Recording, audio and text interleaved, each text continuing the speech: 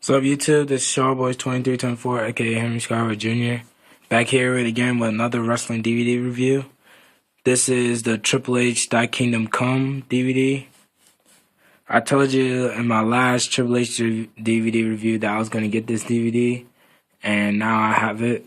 So let's get into it. There's front.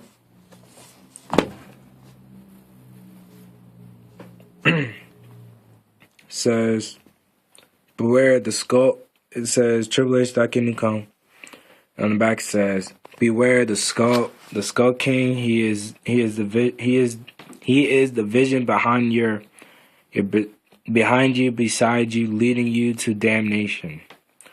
The evolution of Paul Triple H Levesque has been a riveting version. Years of hard work, dedication, and sacrifice opened the door to achieving his dream, but his rise to power was not without a fair share of challenges. The game had to shed his blue blood image before rallying an army of fellow degenerates and ultimately become the King of Kings. He deflected the criticism and forged ahead when he became part of the McMahon WWE dynasty to embrace his executive role as WWE Chief Operating Officer for Triple H. That kingdom has truly come. See Triple H on his throne.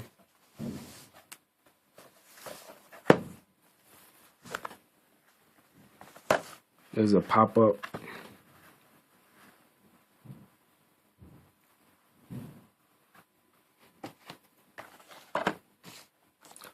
Back, same. Open it up. You have the chapters of this 1, this 2, and this 3.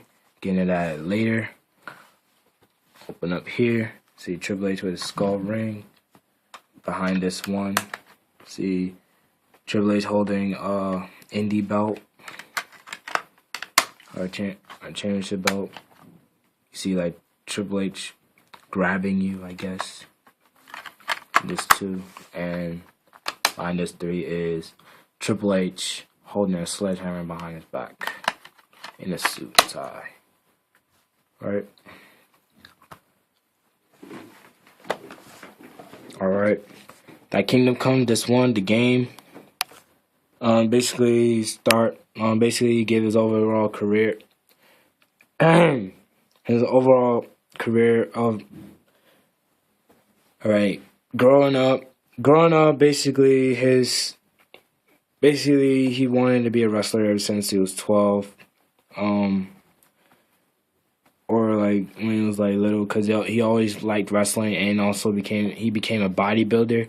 So anybody out there that says that Triple H takes steroids, no, he's a bodybuilder. He does not take steroids.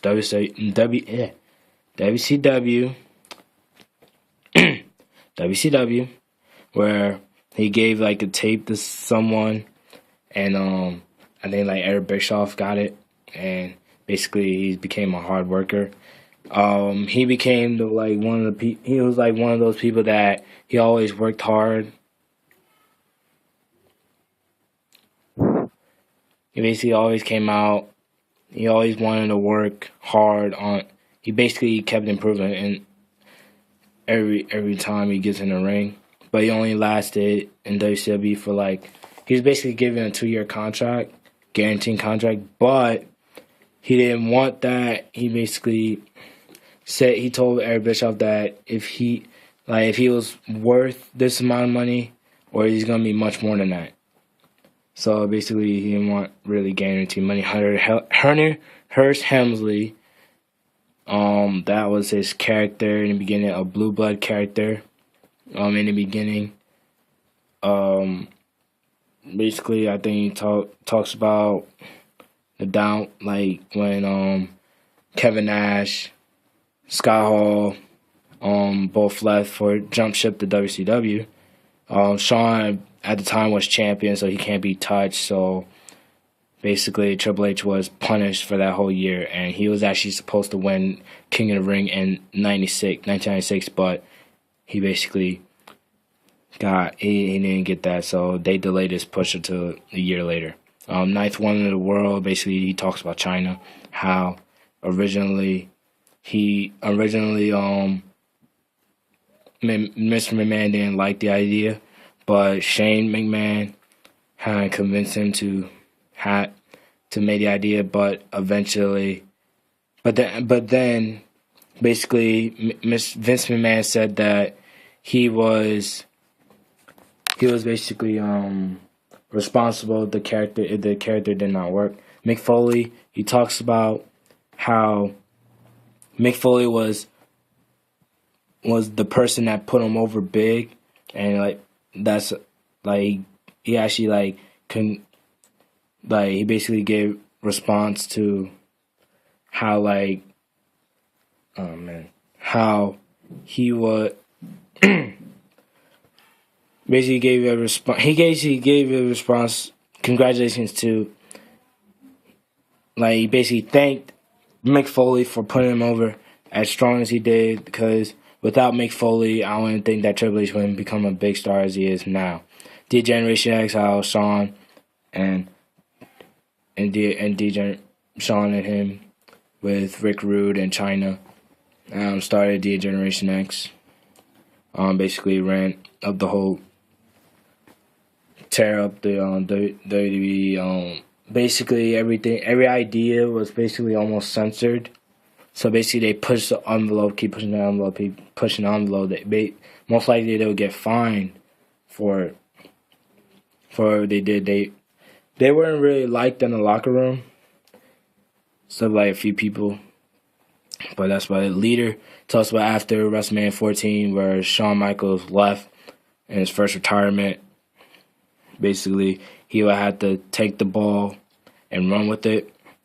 DX versus The Nation is basically, it was D-Generation X, the new D-Generation X versus The Nation with Rock. It was basically Rock and Triple H, how they were the two young guys that are going to be big stars in the WWE at the time.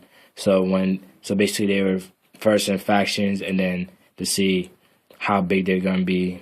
And then since when they got big enough, they went on their singles careers, and that's how big they really became champion.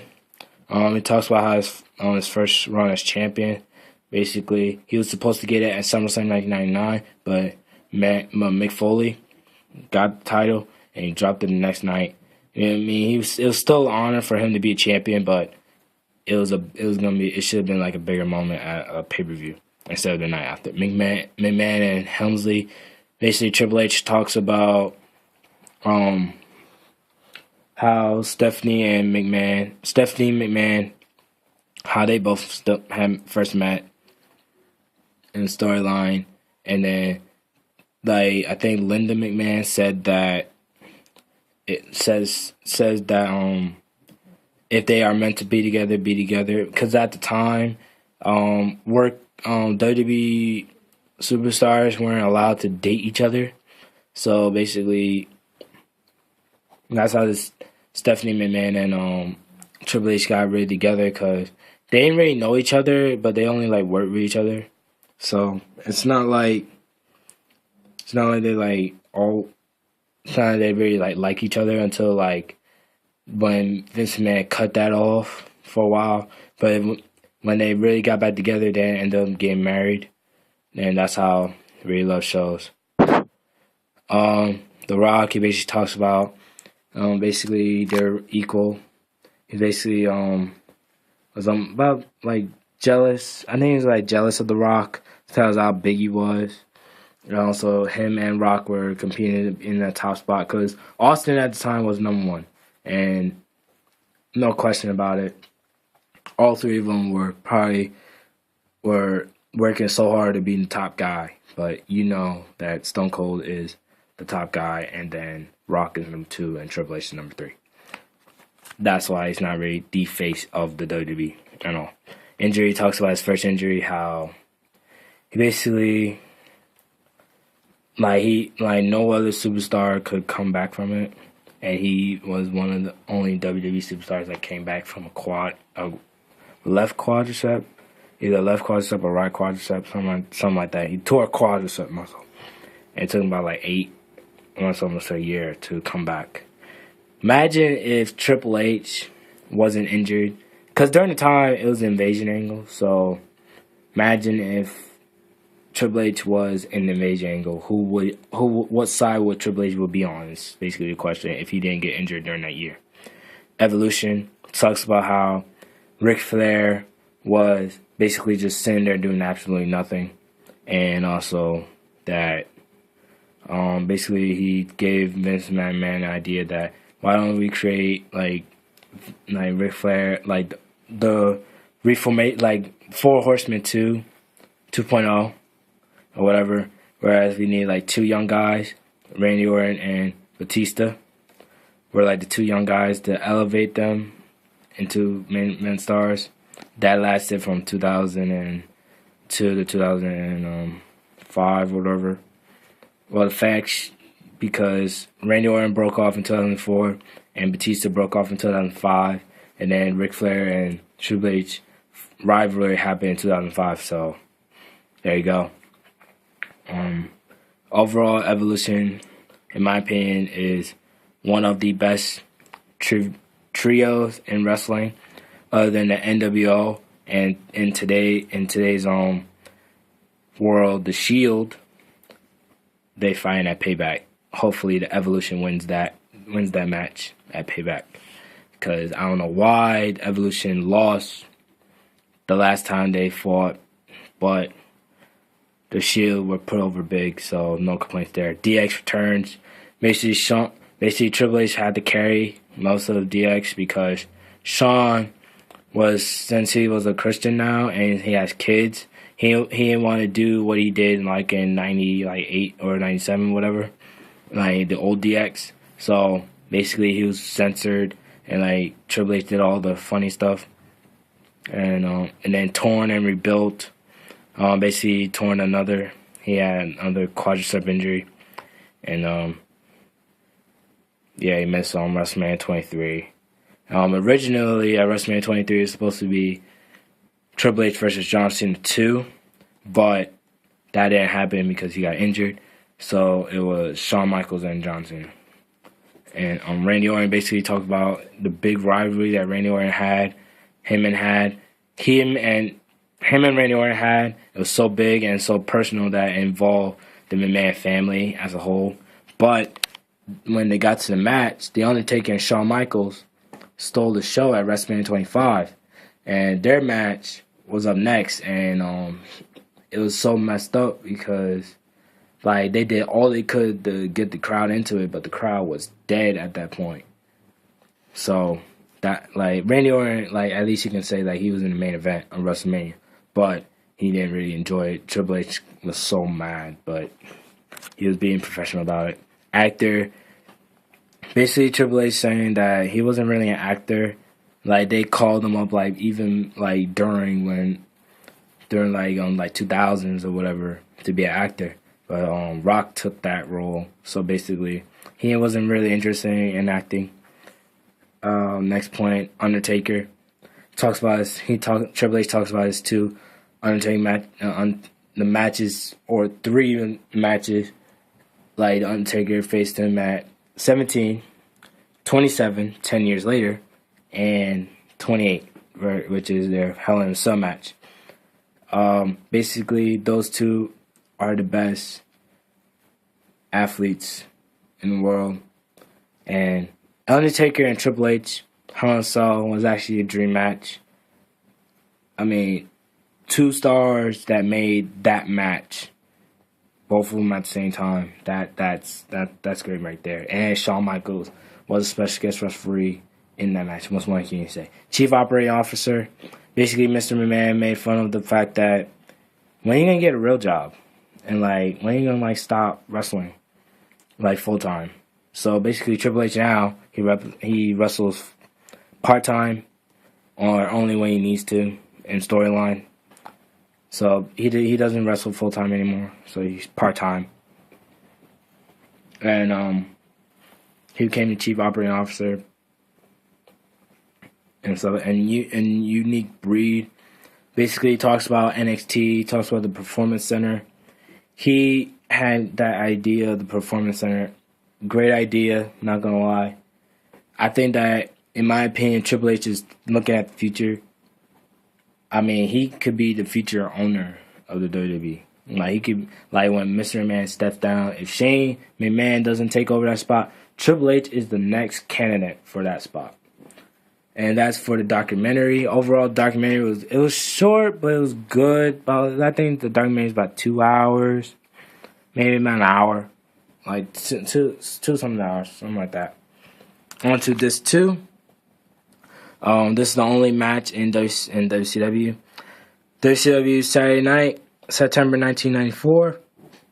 John Paul Levesque versus Ricky the Dragon Steamboat, or Ricky Steamboat. It was a good match. Ricky Steamboat pinned him in a roll-up, but Triple H or John Paul Levesque basically attacked him from behind. One night only, September 1997. Hunter Hearst Helmsley versus Dude Love. Again, gotta talk about the Mick Foley, how he basically put him over and stuff. Hunter Hearst Helmsley won this match.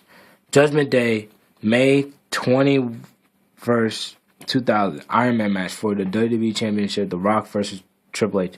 I think that this, in my opinion, is the best Iron Man match in WWE history, simply because it had a lot of action. It was basically non-stop action. And also, like, I like the Bret Hart and Shawn Michaels Iron Man match, but this is actually better. This gets a slight edge. And also the return of Undertaker as the as a bad man, and that's American Bad. That's crazy. Unforgiven, September 24th, 2000, no disqualification match between Triple H versus Kurt Angle. Triple H had like broken ribs, so he got like sacked earlier, like in a week or something like that. And this is like, I think it's like a love triangle between Triple H versus Kurt Angle, between them and Stephanie McMahon. So, yeah. On to this 3. Backlash, April 29, 2001. All championships on the line. Triple H and Stone Cold, a.k.a. the Power Trip, versus Brothers of Destruction, Undertaker and Kane. Basically, I think that the booking for this match, it had to be Triple H and Stone Cold to win this match. Because if you really think about it, Undertaker and Kane, who would they, like, how would the title be put on? You know what I mean? So, who would get the WWE title and who would get the Intercontinental title? So, yeah. Raw, June 30th, 2003, World Heavyweight Championship match, Triple H versus Rob Van Dam. Great match, not gonna lie. Different styles, but it's a great match. Triple H, I believe, won that match. Royal Rumble, January 25th, 2004. Last man standing match for the World Heavyweight Championship, Shawn Michaels versus Triple H. Great match. Great last man standing match. Man, until the end. Sweet Chin Music. Bang. One. Should have been. Shawn Michaels, I believe, should have won this match, but it ended in a tie. So, Triple H still won. At that year, Chris Benoit went on, win the Royal Rumble, got the championship from them too. Stuff like that. So, yeah. The Raw, February 6, 2006, Road to WrestleMania tournament match between Ric Flair versus Triple H. This was Triple H's first opponent in the Gold Rush tournament, so what more you can say, Ric Flair? That's actually, to beat Ric Flair, that's actually a big honor. SummerSlam, August 26, 2007, Triple H versus King Booker.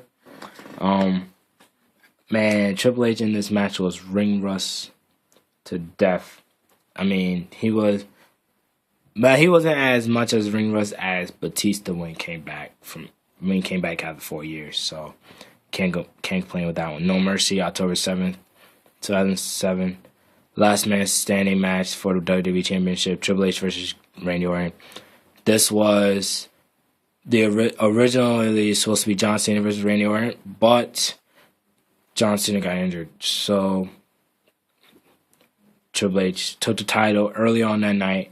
Then Triple H had a match with Umaga. Umaga basically messed up his ribs and stuff, weakening Triple H. Imagine Triple H won 3 matches in a row. Imagine that. That would be crazy, but Randy Orton won.